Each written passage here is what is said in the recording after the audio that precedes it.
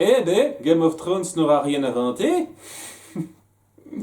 Un épisode qui fait progresser certaines choses, ça va être la rencontre d'un personnage qui, semble-t-il, sera très important par la suite.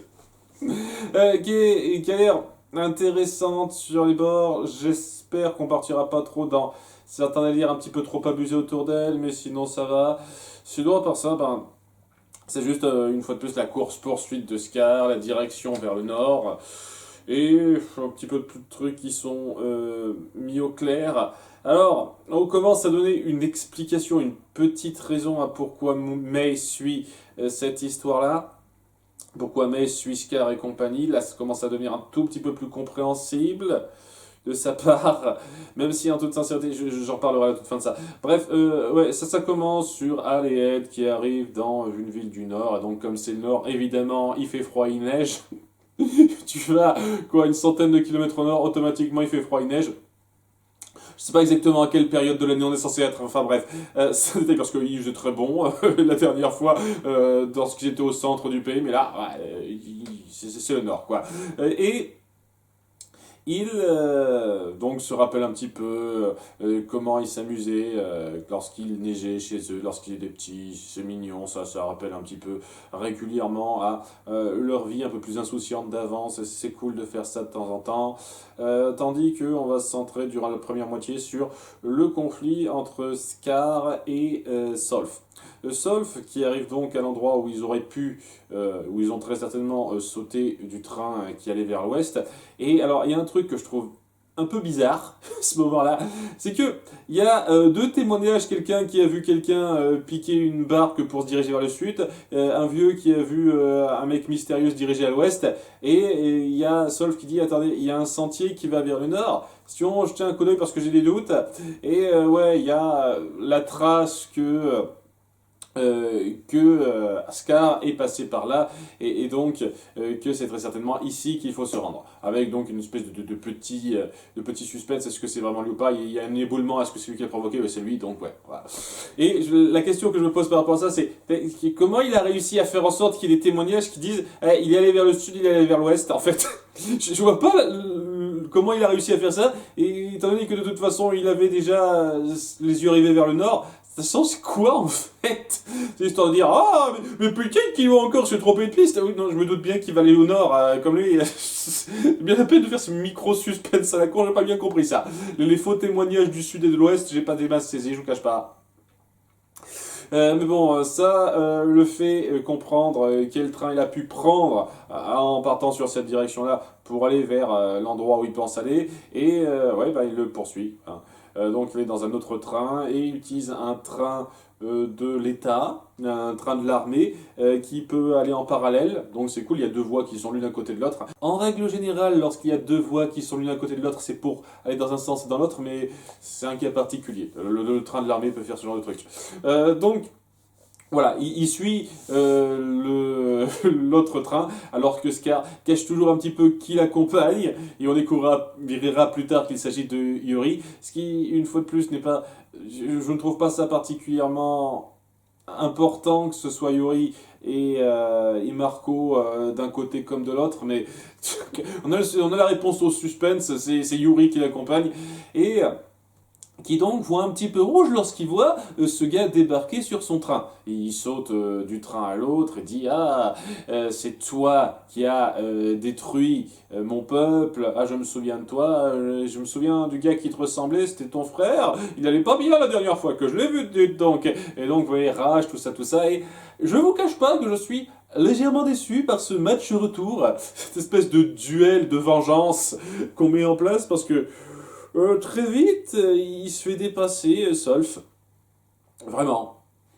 Et on essaye de donner une justification à ça, donc c'est pas non plus complètement bête ou quoi que ce soit, mais c'est juste, ouais, il a totalement pratiqué son truc pendant des années, des années. Moi, je suis un petit peu rouillé, j'ai plus fait ça. Je veux dire, il est retourné dans la vraie vie, il a jamais pensé, tiens, ce serait cool que je me réentraîne ou un truc comme ça. C'est que maintenant, il se dit, ah oui, merde, j'ai pas d'expérience de combat, zut. Et donc, il se fait vite dépassé, hein, très rapidement. Scar lui plante un gros tuyau en plein haut du ventre, donc il saigne bien, il est très défait et il se dit ouais merde, je peux pas lutter comme ça tout de suite, donc je détache le train avec mon alchimie d'explosion de façon à ce qu'il puisse pas me suivre, alors que techniquement il pourrait. Hein. Je veux dire clairement, le mec il peut sauter du reste du train que t'as fait ralentir, courir vers ta direction.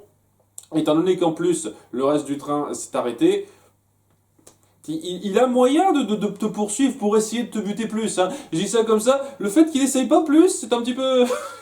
Mais voilà, c'est un peu la fin de ce premier conflit, et j'imagine qu'il y aura un match retour plus poussé que ça. Et je dis ça, c'est pas mauvais du tout, quoi. C'était suffisamment tendu pour avoir une certaine valeur, mais disons que je m'attendais à plus. Voilà, c'est ça le truc. Et c'est un petit peu la fin de la première moitié. La seconde moitié se centrera donc sur la visite, la découverte du Nord et donc de Brix, puisque c'est là que se rendent May et Marco, qui a donc le visage un peu déformé par les brûlures de Scar, mais déformé dans le sens où techniquement, on peut quand même voir un petit peu qui c'était avant. Je dis ça comme ça, alors oui, maintenant il est plus moche, mais je sais pas, c'est peut-être moi hein, qui sais qui il est, et je trouve un petit peu reconnaissable par rapport à ce qu'il était avant. Mais bon, c'est un détail ça.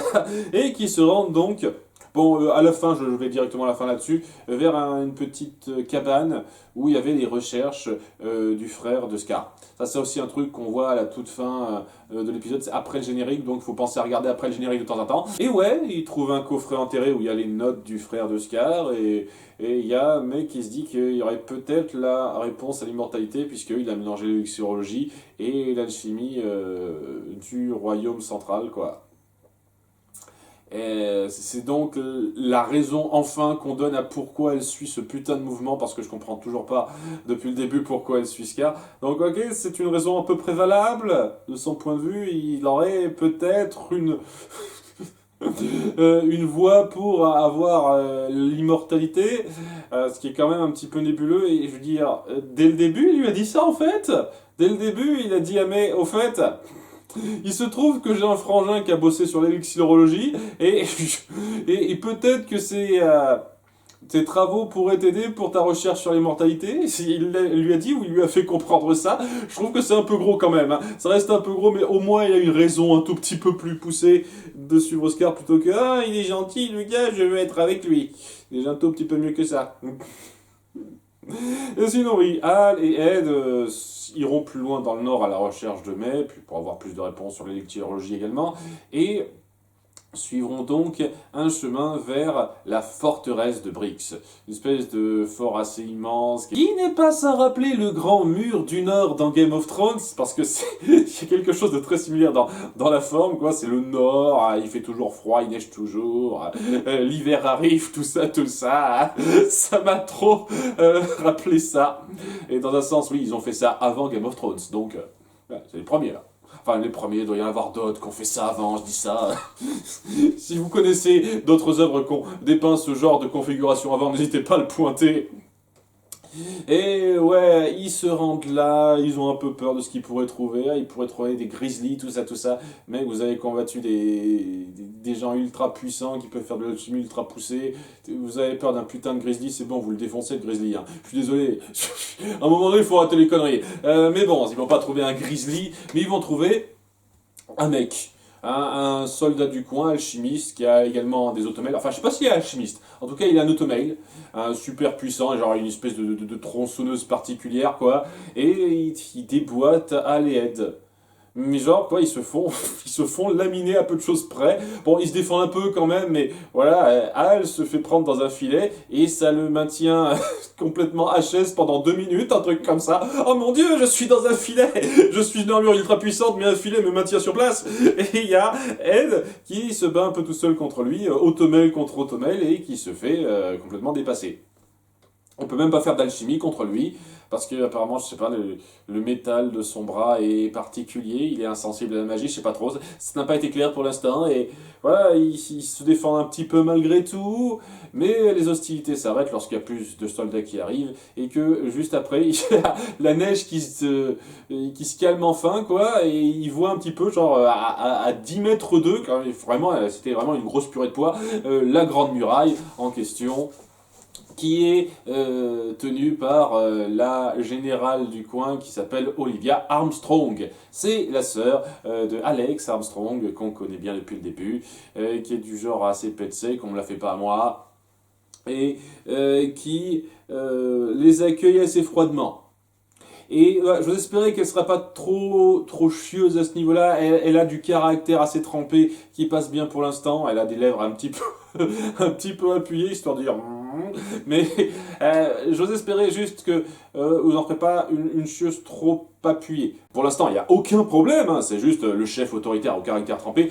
J'espère juste que elle va pas chier sur nos personnages juste parce que regardez, c'est newbie, il faut que je leur en fasse baver parce que j'en ai envie, quoi. J'espère que ça va pas juste être ça. Mais voilà, c'est l'introduction du personnage de ce fort qui, semble-t-il, jouera un rôle important pendant un certain temps. Et ouais, on sent qu'Olivia donc risque de durer un petit moment. C'est un peu le truc, hein, introduire un personnage après la moitié de la série, ça peut être à la fois bien ou un peu discutable, ça dépend comment on le gère. Parce que si on le force trop en termes d'importance et que la mayonnaise passe pas, le personnage devient particulièrement ennuyeux.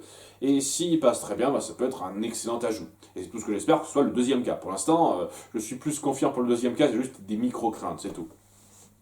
Voilà, et juste un petit truc par rapport à ça, c'est que je trouve ça bizarre qu'on n'ait pas du tout appuyé le personnage dans le flashback sur la guerre d'Ishbal jusqu'à présent en fait. Quelque chose qui aurait été fort justement pour commencer à nous faire comprendre que ce personnage existe, ça aurait pas été de dire que... Enfin, l'épisode précédent, elle a été évoquée rapidement, mais ça aurait été de préciser qu'elle existait avant dans d'autres cas. Et je trouve que les nombreux flashbacks sur Ishbal qui ont été faits, notamment il n'y a pas très longtemps de ça, étaient une occasion parfaite pour dire que ce personnage était là. Et on l'a, à ma connaissance, n'hésitez pas à me reprendre si je me trompe, jamais montré avant rapidement l'épisode précédent. Mais rapidement l'épisode précédent, et surtout que maintenant qu'on l'a mis en avant.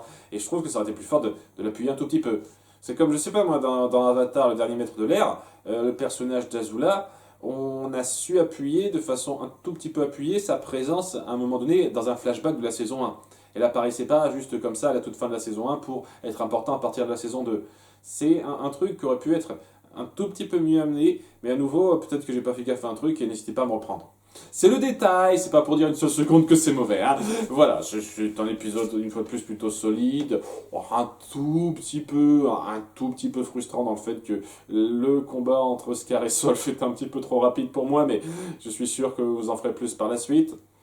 On a pu aussi que Solf est toujours un peu psychopathe, qu'il a toujours attiré la mort et qu'il n'a pas peur de lutter contre. Après coup, c'est quand même quelque chose d'assez fort à ce niveau-là.